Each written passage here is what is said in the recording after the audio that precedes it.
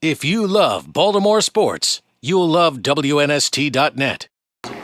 He played for Memphis, I played for New Orleans. It might have been 55.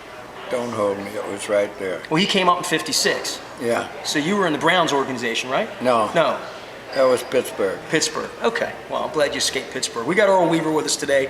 I'm doing my book on coaching and leadership. Earl, I'm trying to get together with people and get founding principles for. First off, when did you want to become a manager? Because obviously you wanted to be a player. That was first and foremost for any young guy, right? Well, I didn't want to become a manager, definitely, but I wanted to become a manager when I couldn't play anymore and the job was offered to me.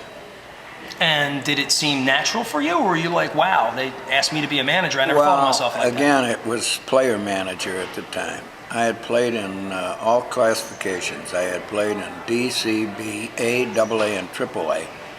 Got on the St. Louis Cardinal roster in 1952, and then I worked my way back down from the major leagues to AAA to AA to A, and at the end of that, when I was back down to Class A baseball, fellow was farm director for the St. Louis Browns, had tried to sign me as a player way back in 1948. When the Browns came over to Baltimore, he was the farm director for the Browns. He went to Baltimore with the Browns. And he had remembered me as a high school player who he had tried to sign, and thought that I might make a good player manager in a Class D league. And one winter he called me up and offered me the job right at the end of the playing career, and I was happy to stay in baseball because that was all I knew. I had signed out of high school at 17 years old, and in the next 10 years, I had made my living playing baseball, so if I had a chance to stay in baseball, I was going to stay in baseball. What were the qualifications to be a manager in the 1950s, especially, I guess, minor league, right?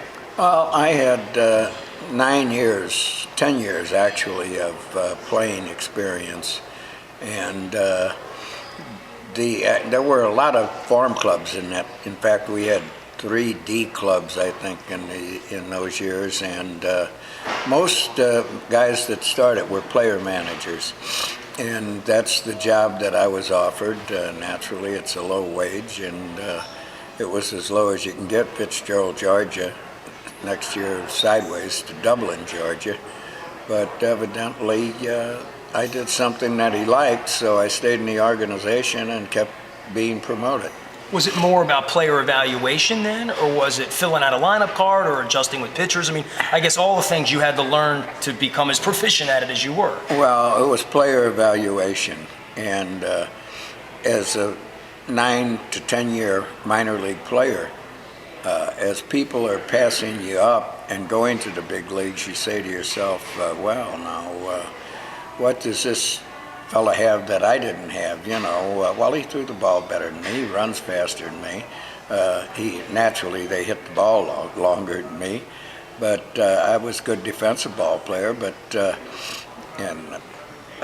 you kind of judge against why they were moving up and why you were, well, I had moved up through the minor leagues to get on a major league roster, but why I couldn't stay as a big league ball player, and found myself short of a lot of abilities that you needed to be a winning ball player in the major leagues.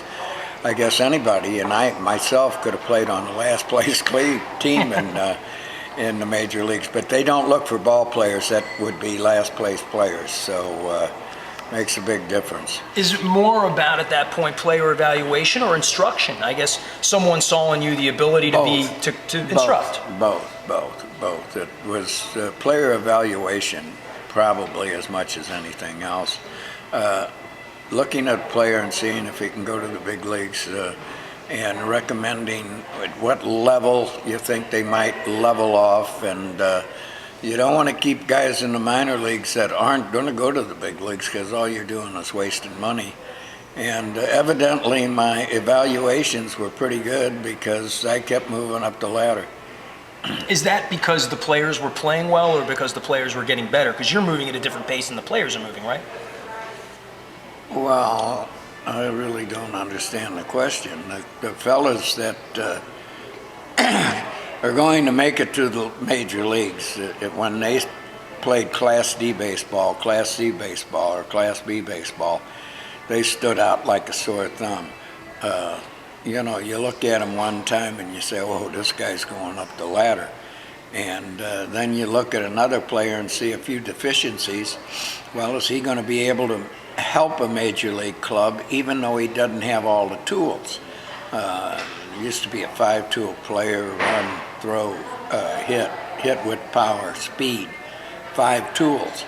And you try to judge if a guy did have enough abilities in any one of those categories where he was going to help a major league club. Now, after to the big leagues, I just take a couple players, Gary Renicky, who played for me, and John Lowenstein.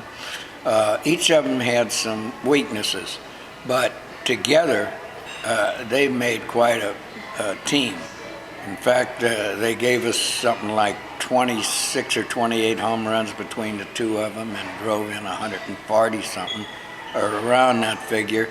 And Gary Renicky played a lot against right-handers. It wasn't completely a platoon system, but... well, when McGraw hit him, it was a right-hander that hit him back in '79.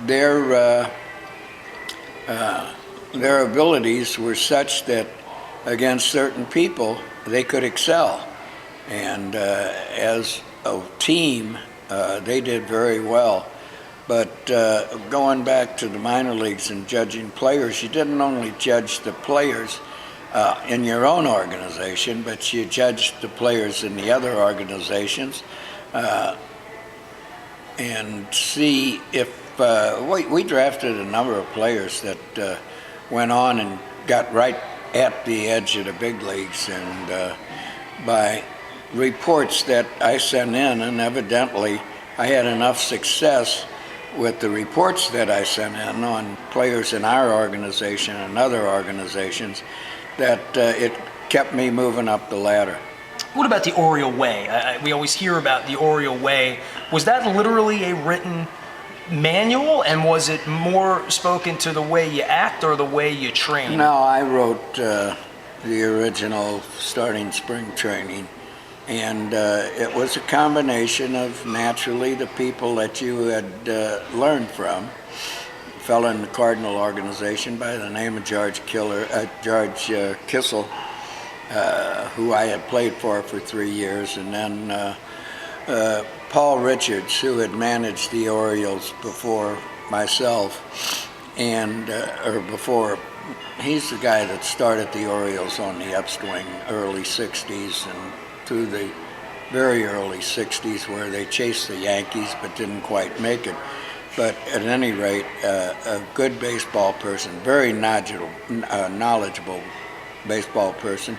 And I used a number of his theories, a number of George Kissel's theories, and then things that I learned I thought that were helpful. Another manager I had played for, Andy Cohen, is how to treat the players on your ball club, and